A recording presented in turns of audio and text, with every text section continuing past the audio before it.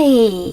In front of me is CUBOT Note 9, and today I would like to show you how you can operate automatic screen rotation on this smartphone. You need to begin by going into Tab menu. Now look for Auto Rotate icon, and when you find it, click on it.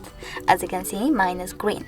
That means that auto rotation is definitely enabled. If you wish to disable it though, you can always do that by choosing this same shortcut.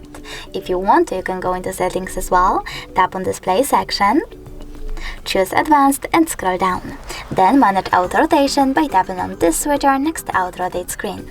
If it's green, that means that auto rotation is now on. You can turn it off though by clicking on the switcher again. Thanks so much for watching. If you enjoyed this video, leave a like, comment and subscribe. Bye!